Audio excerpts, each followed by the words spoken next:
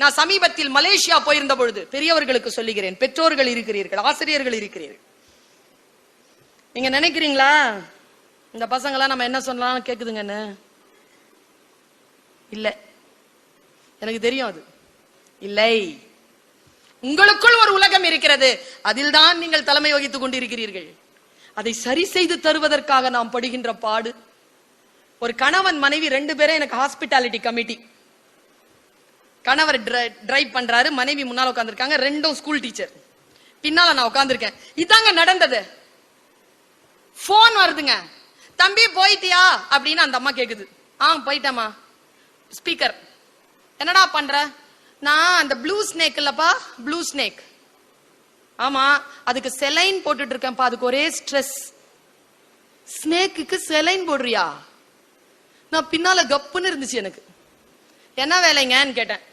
அவன் வெட்டினரி டாக்டரா இருக்கிறாங்க இந்தோனேஷியால. அப்படியா? வந்து எங்க 6 நாள் இருக்கிறதுக்கு வந்தாங்க குழந்தை, ஒரே நாள்ல ஓடிட்டாங்க திரும்பி அப்படின்னு அந்த அம்மா. ஏன்னு கேட்டேன். அப்படின்ட்டு அவன் அந்த அப்பா திரும்பிட்டாரு, இப்படி மூஞ்சிய திருப்பிக்கிட்டாரு.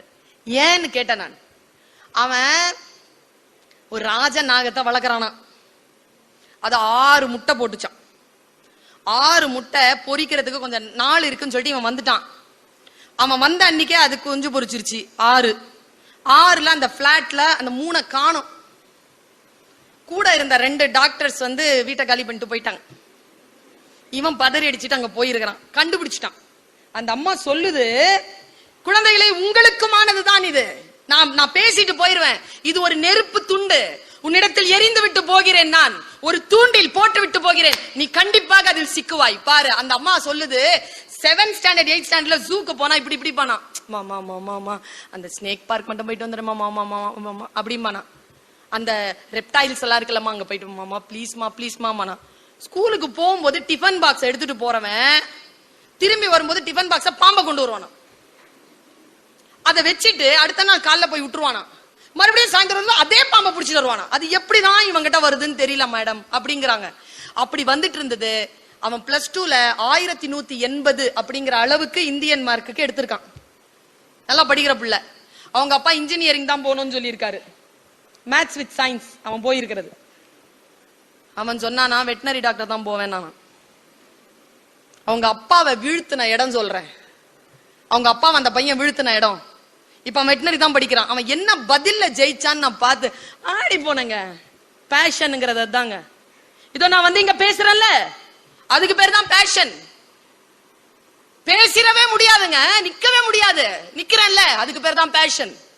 பாருங்க, அவன் சொல்லி இருக்கிறான் நீ இன்ஜினியரிங் தான் போகணும்னு சொன்ன உடனே அந்த பையன் சொன்ன பதில் பாருங்க, அப்பா வெட்டினரிக்கு படிக்கிறேன்ப்பா, இன்ஜினியரிங் தாண்டா படிக்கணும். சரிப்பா, ஆனா ஒரே ஒரு கண்டிஷன், என்ன இன்ஜினியரிங் படிச்சுட்டு வெட்டினரி படிப்பேன், ஓகேவா? நானா சாமி நீ வந்து வெட்டினரியே படி அப்படின்ட்டாரு அவங்க அப்பா. பிடிப்புனா அப்படி இருக்கணுங்க.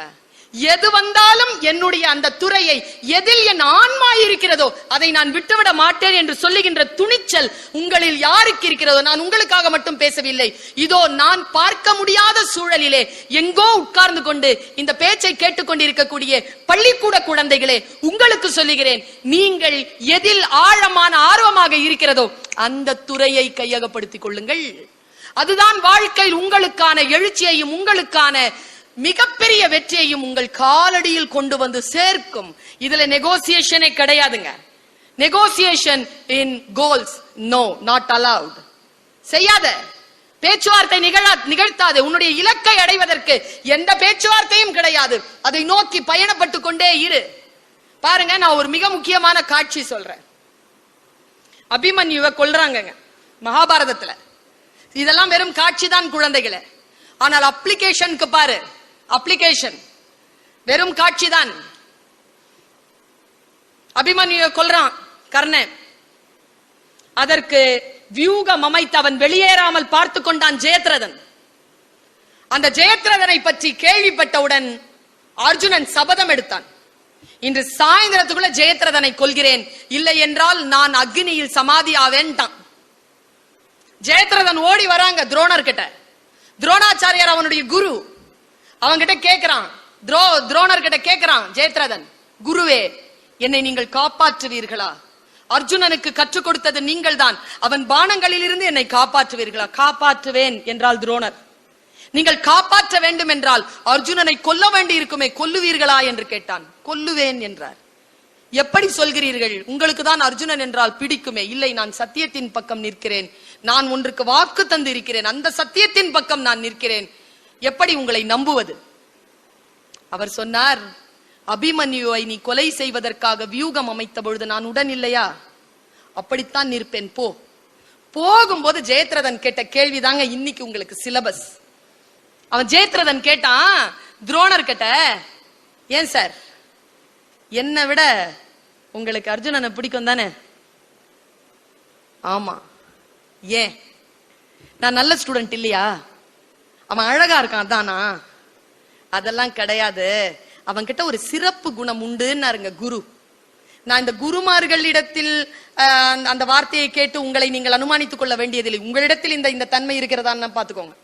அவன் கேட்டான், என்ன சிறப்பம்சம்? அவனிடத்தில் இருந்த சிறப்பம்சம் என்ன? அப்போ துரோணர் சொன்னார், நீ நல்ல மாணவன். நீ நல்ல மாணவன் என்பது எப்படி தெரியுமா? தெரியும். எதை கற்றுக் கொடுத்தாலும் உடனடியாக கற்றுக்கொள்வாய். அதை உடனே அப்ளை பண்ணுவ, அதன்படி உடனே நிப்ப. நீ நல்ல ஸ்டூடெண்ட் தான். ஆனால் உன்னை விட அர்ஜுனன் சிறந்தவன். ஏன்? எதை கத்துக்கிட்டாலும் கத்துக்கிட்டு அப்படி வச்சுக்கிட்டு அதுல போதாமையால் நிரம்பி வாட் நெக்ஸ்ட் கேட்பானா.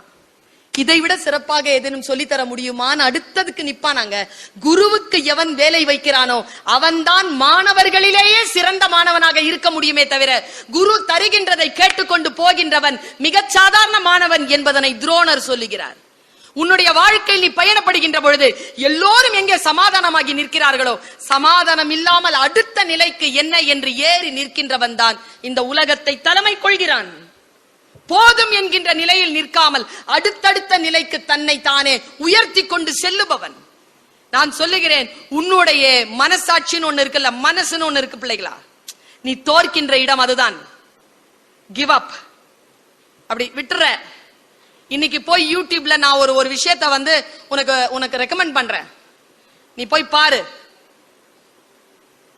இந்த இப்ப பத்மபூஷன்னா, ஆமா, பத்மபூஷன் பட்டம் யாருக்கு கிடைச்சிருக்கு? ஒரு ஸ்போர்ட்ஸ் பொண்ணு கிடைச்சிருக்கு. யாருக்கு பரிந்துரை பண்ணிருக்காங்க? சிந்துக்கு கிடைச்சிருக்கு. சாக்ஷி மாலிக்னு ரெண்டாவது ஒரு பொண்ணு வந்தா தெரியுமா? அவளை பத்தி யாரும் பேசுறது இல்லை. எதுக்கு வந்தா அவ?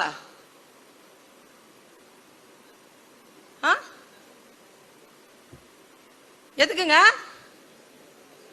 ரெஸ்லிங், மல்யுத்தம் வந்தால. அவ என்ன ஜெயிச்சா? பிரான்ஸ் தானே ஜெயிச்சா. நீ இன்னைக்கு சாயந்தரம் போய் அந்த பிரான்ஸ் ஜெயிச்ச அந்த டோர்னமெண்ட்டை மட்டும் யூடியூப்ல பாரு. I strongly recommend. போய் பாரு. அவ ஆடுறாங்க, ஆடிக்கிட்டே இருக்கிறா. அவ ஒரு பாயிண்ட், இவ ஒரு பாயிண்ட். அடுத்த ஒரு பாயிண்ட்ங்க, யார் ஜெயிக்கிறாங்களோ அவங்களுக்கு பிரான்ஸ். நான் ஆக்சுவலா லிட்ரரி பர்சன் கிடையாது. சாஃப்ட் ஸ்கில்ல நான் நிறைய பிரைசஸ் வாங்கியிருக்கேங்க. ஆனா சாஃப்ட் ஸ்கில்ல விட நான் அத்லெட்டிக். நான் நல்லா ஓடுவேன். இப்ப விட்டாலும் ஓடிடுவேன். பயங்கரமா ஓடுவேன். நான் ஆல் இண்டியா லெவல்ல என்னுடைய ஸ்கூல் லெவல்ல நான் போயிருக்கேன். காலேஜ்ல I was a right marker for 26th January parade. All India பரேட்ல I was a right marker. First ஆள் நான். சங்கர் தயாள் சர்மா கையால நான் பெஸ்ட் மார்க்கர் சொல்லிட்டு பிரைஸ் வாங்கியிருக்கேன்.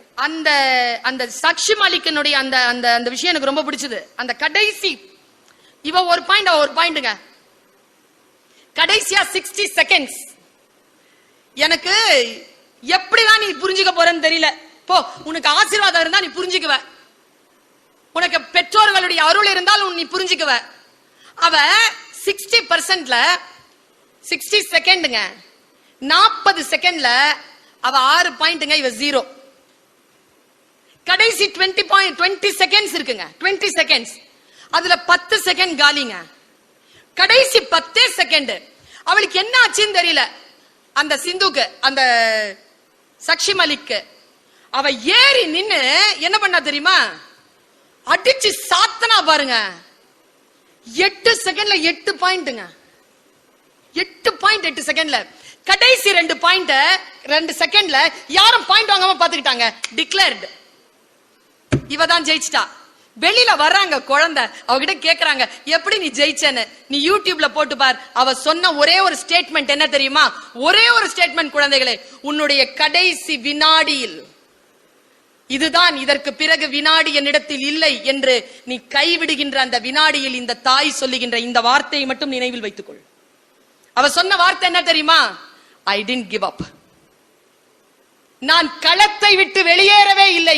நான் களத்தில் நின்று களமாடி கொண்டிருந்தேன். அதனால் தான் நான் ஜெயித்தேன் என்று சொன்னால், அந்த கடைசி வினாடி வரைக்கும் நான் களத்தை விட்டு வெளியேறவில்லை என்று சொன்ன அந்த குழந்தையின் அந்த சொல்தான் இந்த இந்தியாவிற்கு இன்னும் ஒரு பதக்கத்தை பெற்று தந்தது. என் குழந்தைகளை, கடைசி வினாடி வரைக்கும் நான் விடமாட்டேன் என்று சொல்லுவது.